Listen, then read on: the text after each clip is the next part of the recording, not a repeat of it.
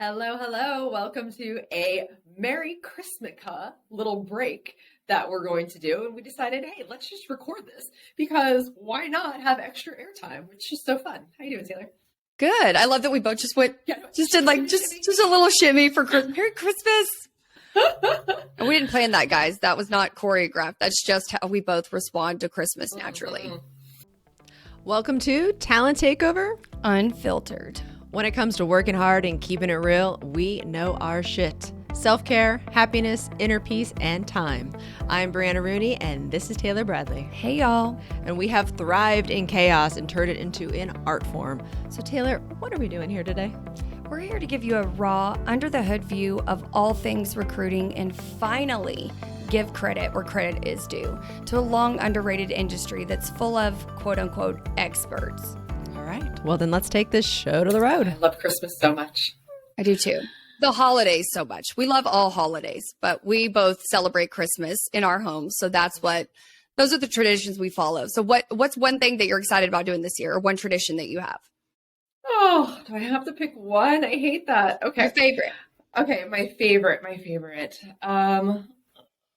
Okay, my favorite is we all wake up. Well, I say me, my brother, and my kids wake up at like 5 o'clock in the morning to go rush to see what Santa brought us. And we get to open our stockings and then we watch a Christmas movie.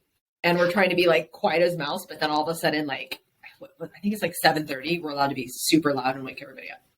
Oh, I love that. So your whole family's in the same house for Christmas.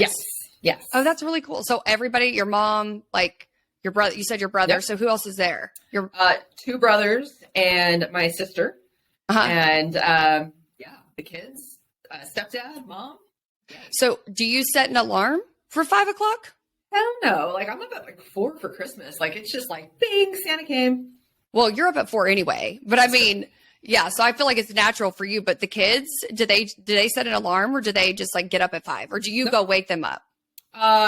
Diego and I definitely have those alarm clocks where we're just up. So we'll go wake up. We'll go wake up Lima, and then my little brother, Monster Man, we'll go wake him up. But I'm wondering, because now he's like one of those guys that likes to wake up like at 1 because he's super cool and 24. So I'm wondering if this year he's going to tell us to shoot 1 o'clock in the afternoon. Oh my God. He's just like hungover, but yeah. I've never been one of those people, by the way, that could sleep that late. I feel like you haven't. There's no way that you are. Never. Never. Like even when I was like younger and really drinking, I probably haven't gotten up later than 9. Like, Same. No way. Yeah, like as hungover as I was, or whatever it was. Like I didn't sleep till 1. Yeah. But I was not allowed to sleep in like that either. So I was like, I remember one Thanksgiving. Well, actually, I'm not going to tell anybody that story. I'll tell you later, but I shouldn't talk about that right now. What I'm really excited about, I think I've told you about this place before. There's this place in Grand Prairie that has lights, and it's like got different themes that they do every single year. And it's a drive-through situation. Like you drive through this whole course, and then they have a light tunnel. And it's really, really cool. And they have different countries that like you drive through. One country's featured here and then another. It's really, really cool. And then we get the hot cocoa going and yes. I love it. Do you put candy canes in your hot chocolate? No, we do marshmallows and chocolate chips. Whoa. Even though they melt. Very chocolatey. Nice. Oh yeah. I mean, I want these kids fucking hyping up all night, obviously. Like marshmallows and chocolate chips. It's like all the sugar. No, we're not big candy cane people. Oh, wow. Do you like candy canes? You eat them? So, yeah, I do love candy canes. I like all the different flavors. But I think there's like this great joy when you open up a candy cane and it's all in one piece. Yeah, because that's rare. It is. And so this year, the kids got candy canes from their elves. And Diego goes, oh, this is a magical candy cane because it's all in one piece. And I was like, thank you, Chippy. That's amazing. So Chippy's your elf? Yeah, Chippy's Diego's elf. And then we have Sparkles. That's Lima's elf. Oh my gosh, that's hilarious. Mm-hmm. So you have to plan out probably what you do with the elf, right? Like how you move the elf and the different things. I know I have friends that really get into it and I am on it. And so they are so sweet. They already told their elves. So we're traveling on Friday and, to go to Tahoe. And so that they want to take their elves with them. And so a great tradition we had is they put themselves in mason jars. Oh. And so then they get to carry their elves because you're not allowed to touch the elf. I didn't know that. You did not know that? Do We your don't kids do have that. elves? Mm-mm. Oh my God. It's No. really fun. No, I think I tried like once and then I just aborted mission because I forgot to move it. Yeah, no, I mean, I like, this was years ago. This was when it was just Cade and I didn't have Camden yet. I was like, oh shit, like I forgot to move it. But then we also did this other thing and I'll have to show, I meant to tell you this the other day. So my dad's wife, somebody in her family, I can't remember exactly who, came up with a different version of it. And it's these little mice in hammocks Oh, and yeah, you move cute. them on the tree. It's super, super cute. And so we did that. She gave that one of them to us when it first came out, which was a few years ago. And so we did that. And I was like, oh, look, they moved. We gave them names. My kids just weren't really into it. And then they would go move it. And then they would completely remove it. Like Camden had his elf upstairs or his little mouse upstairs. And I was like, where the fuck is this mouse? I have to move it tonight. And it's like gone, and I was like, oh, they took a vacation or something. So I had to say something and then just, they never came back, but that is so funny. So now for all you Hanukkahers, they have bench on the bench. ooh, Have you heard of this? Yes. So my stepdad celebrates Hanukkah, and so I got him the bench. But what I think is really funny is I tortured the bench. So like I have like hung it like on top of like boiling water. I've made it like attack Charlie Brown and Lucy because they have like little figurines at their house. Like they're super into that stuff. I have done like the funniest things to the bench, and my stepdad like loves looking for the bench in the morning. It is hilarious, like just like the kids. that is the cutest thing I've ever heard of, that he loves to look for it. I don't know He how I loves feel it. about you torturing it. Like, what is that? What's happening here? But I think it's cute that he loves to look for it and that you guys have this little like tradition that you do with him. Like he wakes up just like the kids to find his minch. Yeah, Hanukkah is just as important, and he is super excited because it's the whole time that we are there in Tahoe.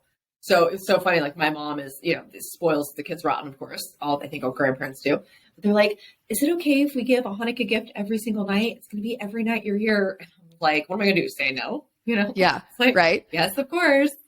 All That's good. super cute. That's super cute. So what made you do that? Like start doing the minch and start moving it. And what year did you do that? Just this year? No. It's definitely been a few years. I mean, like Diego's 9, so probably like 7 years. And both of us will never forget. So it was hanging one time in the kitchen. So it was like hanging pretty far down. Like you definitely had to avoid it when walking. And my dad's wife was over, and she's very like, oh, like with the kids, she's just really over the top. And she sees this elf, and she has her hands up, and she's about to touch it. And Diego's like, no! It's like this slow motion scene, and she touches the elf. And when you touch the elf, it loses its magic. And boy, does Diego take that shit seriously. And he was screaming at her. Like, oh my gosh, grandma, he's screaming at her that she ruined Christmas. And like he wrote Chippy a letter to get his magic back. Like it was such a big deal. And he actually remembers it. So I think he's got to have been 4 when I started it. that is so cute that he takes it that seriously, even to this day. Serious. I love that. It is serious. And then like Lima's like, so my friend says that she can touch it and it doesn't lose her magic. So what's like as a parent, like what are you supposed to say, right? So it's like, well, she doesn't really have a real elf. Yeah. Like what did you say? No, that's what I said. She must have a different elf. I was like, do you have some good advice for the listeners? Because elf on a shelf is such a big deal that like, what do you do when that happens? Well, that's kind of how I felt at Disney whenever, it came to light that they're real people under there. I was like, shit, to Camden, that they're actual real humans under there. Cause I'd been like hyping them up. We're going to Mickey and Minnie's house. And then it's like, then what do you say?